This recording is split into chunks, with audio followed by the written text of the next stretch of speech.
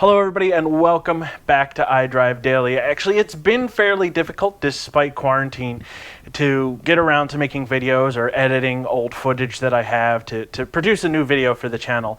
I work in an essential field, so I've been out and at 'em every day. As a matter of fact, I've been working some overtime recently, so it has proven a little bit more difficult than I thought. I thought I'd actually have quite a few videos out in the past few weeks, but haven't. Anyway, if you were one of the subscribers who joined us in the past few weeks, thank you for coming and hanging out and for checking out my channel.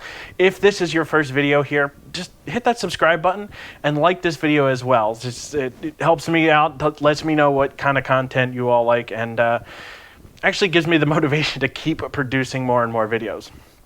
That being said, today's episode is actually a little different. I'm obviously dressed like a reporter, and probably pretty foolishly because it's kind of warm in my house at the moment.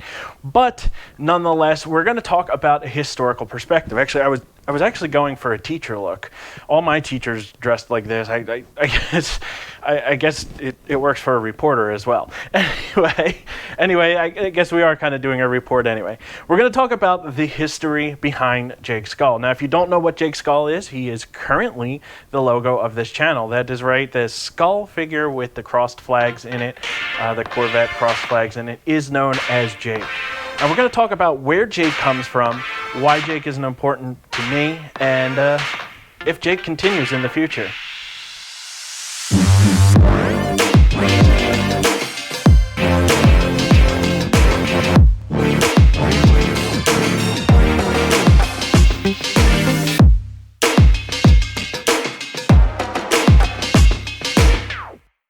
Welcome to History 101 with Professor Matt. You don't have to call me Professor or anything. You can just call me Matt. I really just wanted to dress this way for fun, and this seemed like a pretty good excuse to do so. Anyway, today on History 101, we're going to talk about Jake Skull, where Jake Skull comes from, why he's important to the Corvette community, and whether or not he continues in the future. Now, I am competing with my cat, who probably just walked off screen. She has found her catnip bowl. So if she jingles a little bit during this video, there's nothing I'm not going to worry about editing it out. Nonetheless, let's go ahead. That's besides the point. Nonetheless, let's go ahead and get started on Jake. So to understand where this incredibly iconic logo comes from, well, we have to do some time travel, all the way back to 2004, to be exact. The Corvette racing team was coming off another incredible season. Not only did they chalk up wins at the 24 Hours of Daytona and the 12 Hours of Sebring, but they were about to take the 24 Hours of Le Mans and their fourth ALMS championship with the C5R. Among the other teams and drivers, they'd become somewhat of a wild card, a team driven to take any prize they desired without showing quarter. Knowing this, the team adopted the Take No Prisoners motto. Then, leading up to the race at Le Mans, the most important piece of this puzzle occurred. One of the guys on the crew, Don Mayo, truck driver, had a flaming skull logo that he wanted to put on the car just as a mark for their team. It was the 4 car. He asked if they could do that. I said, yeah, that'd be cool. It happened to be at Le Mans, all right. Put it in a place where it wasn't going to be, glaringly apparent to anyone that we had some foreign decal on the car. Well, lo and behold, that car goes and wins the race. The skull logo, placed there by a team member and purposely hidden, had just inadvertently cemented its place into automotive history. The logo used happened to already be trademarked by No Fear, a California-based apparel company. However, Eddie Jabbour of Kick Design had been working in the racing team's New York boutique store and witnessed the final moments of the 2004 Le Mans. He saw the team's mentality, the team's drive, and most importantly, the tiny, hidden skull on the C5R. So he sketched a design that could belong to the racing team on a napkin. I thought it would be awesome if there was an icon that truly belonged to Corvette racing. I scribbled the Corvette flag on a cocktail napkin, then drew a skull around it. I thought the design worked, and the team embraced it immediately. Jake officially appeared on the C6R Corvette in 2005. And not only was he embraced by the Corvette racing team, but he was wholeheartedly embraced by the Corvette racing fans. We took our apparel wear, and in half a year, Implementing Jake on our apparel increased our apparel sales by 173%, and the rest has been absolute history. But what about the name? You got us into this parking lot, pal. Now you get us out. You want out of this parking lot? Okay. Well, Gary Claudio, who at the time was marketing manager for Corvette Racing, was a former New York City detective. He suggested naming the logo after one of the most iconic lawbreakers of Hollywood, Jake Blues. After the name had been kicked around in the garage a few weeks, it was settled. The logo would become known as Jake. Now, to be perfectly honest, Jake was popular before 2007, but it wasn't until that year that I believe Jake was really cemented as the automotive icon he is.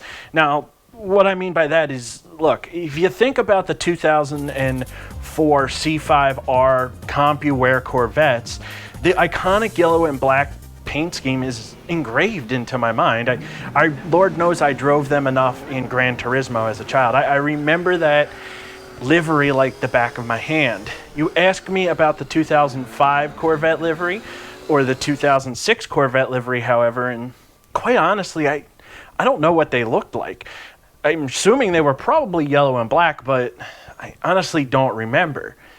The 2007 Laguna Seca livery, well, that's an entirely different story. As Doug Feehan said about Jake, he's a little edgy, urban, and underground. Young fans get it. To me, Jake was. He was edgy and urban, and yet at the same time, he was highly symbolic. That's what made the logo stick. Jake is badass. What was meant to be a one-off design only helped to further the legend and notoriety of Jake. And because Jake is badass, he morphed into more than just the logo for the Corvette racing team and the fans of the Corvette racing team. He morphed into an additional logo for the Corvette community. People, fans, drivers of just Corvettes, even if they didn't care about the racing stats or how Corvette was doing on the track, fully embraced the logo. And what's more important than just the fans or the racing team embracing that logo? General Motors themselves saw how important this logo was and embraced it as well. Code-named Blue Devil, some of the test ZR1s sported Elwood logos. Later, production ZR1s would sport Jake on the intake. It was a nod to the connection the ZR1 had with the Corvette racing program. Corvette Chief Engineer Tom Wallace explained, "I saw the crossed flags of the ZR1's supercharger, along with the conventionally placed ones on the nose and the intake snorkel, and balked at the three-time arrangement." In 2009, Bad Boy Vets, in conjunction with Doug Feehan, would spray paint Jake on a GT2 test car.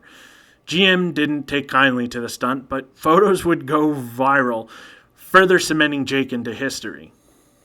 You know, as a side note, there is a little bit of irony in the whole General Motors story and the GT2 Corvette. You see, knowing that the skull traditionally is associated with piracy and anti-law enforcement in a way, you know, if you look at General Motors as the big government, the law enforcement, there's irony in the fact that, well, Bad Boy Vets, the rogue of the group, uses a skull to piss off General Motors. Anyway, with the bankruptcy of General Motors in 2012, they officially cut ties with Bad Boy Vets and stopped providing funding to them. By the time the 2014 C7R was getting ready to race, GM had taken over the logo and designed it themselves. It would be the first time the flags within the Jake Skull logo doesn't match the Generations flags. And with all of that, that brings us to modern day. Obviously, due to COVID-19, all production is currently halted, but the C8, for all intents and purposes, is being built. The C8R has been revealed, and with those two automotive icons, we see another iteration of Jake, which, in my opinion, is much more futuristic. To me, that signals that the icon, the legend of Jake, is not going away anytime soon. So, what does Jake mean to me? Even before I took a job in toxicology, which is often represented by a skull, I've always found myself drawn to the symbolism of the Jolly Roger. Seeing it always meant something was badass to me, a rebel, someone you didn't want to mess with. I mean, I even have a vanity plate with the skull and crossbones on it for my town car. So it was only natural that when I bought my C5, the very first thing I looked for when I got home was a Jake skull with the crossed C5 flags. See, to me, it was the perfect mesh of my profession, historical interest, and passion for the Corvette. Thank you all for joining me on the first history lesson on this channel. I don't want to do a lot of these, but I do want to occasionally do one. It's something that I thought might be a cool addition to the channel, so I think it'll be a lot of fun. If you haven't hit that subscribe button and you've made it to the end of this video, it seems like you might like my content, so go ahead and join us. I do daily drive my C5 Corvette, and most of my channel is dedicated to just learning about the different things, you know, fixing it up, repairing parts that fall apart, and I am going to get into upgrading over the next year, year and a half. I do have a 2-year vision plan in my head. So if you're interested in that, that sounds like fun to you, please consider hitting that subscribe button. Like this video, share it, and yeah, let's get back out there to driving.